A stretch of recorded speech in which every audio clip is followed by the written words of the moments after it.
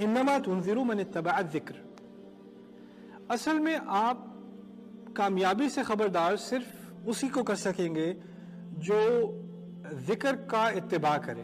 یہ مشکل تعبیر ہے، ذکر کا اتباع کرنا یعنی یاد دہانی کا پیچھا کرنا۔ اس کو پہلے سمجھ لیں ایک مثال کے ذریعے۔ آپ اگر کسی آڈینس سے بات کر رہے ہیں، ان کو کسی چیز کی یاد دہانی کرا رہے ہیں، جیسے آپ ان کو حلال حرام کی بات بتا رہے ہیں، یا آپ ان سے والدین سے اچھا سلوک کرنے کی بات کر رہے ہیں، اور وہ آپ کی بات کو سن تو رہا ہے، ابھی عمل نہیں کر رہا، لیکن ابھی وہ آپ کی بات کو فالو الانگ کر رہا ہے انسان، بعد میں جاتا ہے، سوچتا ہے، اس کے دماغ میں دوبارہ وہ بات آتی ہے، ہفتے بعد، 2 ہفتے بعد، مہینے بعد اس پہ وہ عمل کرنا شروع کر دیتا ہے۔ کبھی کبھی ایسا ہوتا ہے کہ آپ کو بات ایسی ایک دفعہ سنتے ہیں، آپ کا اس پہ اثر تو پڑتا ہے، لیکن اس کے اثرات نظر بعد میں آتے ہیں۔ اتباع ذکر ہو سکتا ہے کہ آپ کی آڈینس میں ایسے لوگ ہیں جو بات تو سنیں، لیکن ابھی اس کو وہ صرف ذکر کے لیول پر ہی فالو کر رہے ہیں، آپ کے کلام کو ابھی پوری طرح وہ ماننے کو تیار نہیں ہوئے، ابھی ان کا ذہن تیار ہو رہا ہے۔ آپ بس اتنی سی بات، بس آپ نے ایک بیج ڈالنا ہے دماغ میں، باقی وہ بڑھے، وہ اپنی طور پہ بڑھے، رائٹ؟ سو انما تنذر من اتبع الذکر وخشی الرحمن بالغیب۔ اس سے پہلے، میں آگے جانے سے پہلے ابھی کیا کہا تھا؟ پوری قوم نہیں مانے گی کہ اکثریت نہیں مانے گی؟ اکثریت نہیں مانے گی، اب یہ اقلیت کی بات ہو رہی ہے۔ وہ کون لوگ ہیں جو مانیں گے؟ اور جو مانیں گے بھی وہ آپ کو آ کے نہیں بتائیں گے کہ میں مان گیا۔ ان میں سے بھی بہت اقلیت ہوگی جو آپ کو آ کے بتا دے گی کہ میں مان گیا ہوں۔ ان میں سے بہت سارے ایسے ہوں گے جو بات مان تو جائیں گے لیکن کھل کر کہنے سے ڈریں گے، ابھی دل ہی دل میں سوچتے رہیں گے۔ کہا ہے وہ خشی الرحمن بالغیب، وہ الرحمن کا خوف تو رکھتے ہیں لیکن چھپے ہوئے۔ اس کے چھپے ہوئے کے 2 معنی لیے گئے ہیں غیب کے۔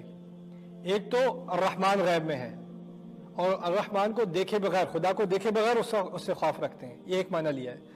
میرے نزدیک اس کا زیادہ، یعنی سیاق کے حساب سے زیادہ قریبی معنی یہ ہے کہ وہ لوگ خدا کا خوف تو رکھتے ہیں لیکن کسی سے بظاہر یہ نہیں کہا کہ مسلمان ہو گیا ہوں، ابھی وہ یہ کہنے سے بھی ڈرتے ہیں، ابھی اس بات کا اظہار نہیں کیا انہوں نے۔ اگر انہوں نے اس بات کا اظہار نہیں کیا تو آپ اندازہ کریں، نبی جو آ کے خطبہ دے رہا ہے، نبی جو آ کے کلام کر رہا ہے، اس کو تو یہ احساس ہی ہوگا نا کہ کسی نے بات نہیں مانی۔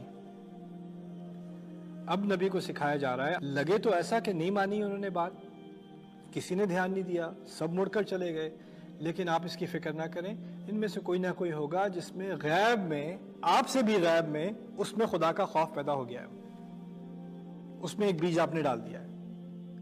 اسی لیے یہاں سے یہ بات نکلتی ہے کہ اچھی بات کرنا، اچھی بات کرنے کا مؤثر ہونا، اچھی بات کرنے کا کوئی فائدہ ہونا، وہ ہمارے ذمہ نہیں ہے۔ نہ تو ہمیں یہ کہنا چاہیے کہ میں نے ان سب لوگوں سے بات کی، کوئی فائدہ نہیں ہوا بات کرنے کا۔ آپ کو کیسے پتا کوئی فائدہ نہیں ہوا؟ مجھے لوگ آ کے کہتے ہیں یہ بڑی بڑی کانفرنسز ہم کرتے ہیں، ہزاروں مسلمان وہاں آتے ہیں، بڑی موٹیویشنل قسم کی سپیچ ہوتی ہے، تکبیر کہی جاتی ہے، پھر ہم واپس چلے جاتے ہیں، کسی کو کوئی فرق نہیں پڑتا۔ بھائی آپ نے سب کے دل میں جا کے جھانک کے دیکھا ہے، کسی کو کوئی فرق نہیں پڑا؟ آپ کو کیسے پتا کسی کو کوئی فرق نہیں پڑا؟ آپ کو کیا پتا سال بعد کسی پر فرق پڑا، مہینے بعد کسی پر فرق پڑا، 10 سال بعد کسی پر فرق پڑا؟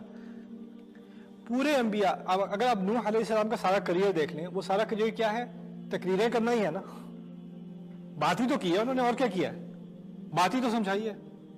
اب لوگ کہتے ہیں یہ لوگ بس اسپیچز ہی کرتے رہتے ہیں، کچھ نظر نہیں آ، چینج ہی نظر نہیں آ رہی مجھے، کیونکہ جب تک آپ نہ دیکھ لیں چینج، آپ امپریس نہ ہو جائیں، تب تک تو چینج کسی کام کی ہے نہیں۔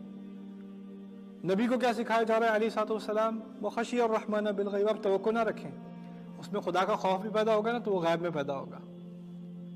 بڑا عجیب کمبینیشن ہے خشی الرحمن، الرحمن کا خوف۔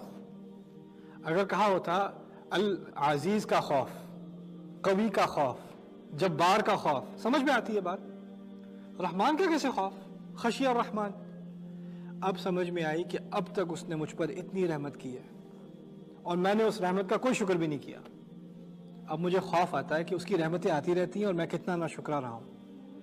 فبشرہ بمغفرۃ واجر کریم، اور نبی کو کتنی پیاری بات کہی علیہ الصلوۃ والسلام، جا کے ایسے شخص کو جس کو تم جانتے بھی نہیں ہو، اس نے اپنے آپ کو ظاہر بھی نہیں کیا، اس کو پھر بھی تم اچھی خبر دے دو کہ اس کی مغفرت ہوگی، جو بھی اس نے گناہ پہلے کیے وہ کیے، اس کی مغفرت ہونے والی ہے، اور اس کو بہت ہی عزت دینے والا اجر دیا جائے گا، اس کی عزت کی جائے گی، وہ اجر کریم۔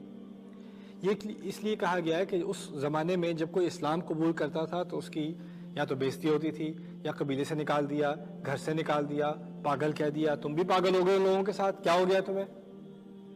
پہلی بات کہی گئی ہے کہ تم ٹھیک ہے ابھی چھپائے ہوئے اپنے ایمان کو, تمہیں بھی مغفرت ملے گی اور آگے جا کر تمہیں بہت زیادہ عزت اجر ملے گا. اجر کریم, کریم کے معنی عربی میں سخاوت بھی ہیں, یعنی زیادہ سے زیادہ ملے گا, اللہ تعالیٰ زیادہ سے زیادہ دے گا.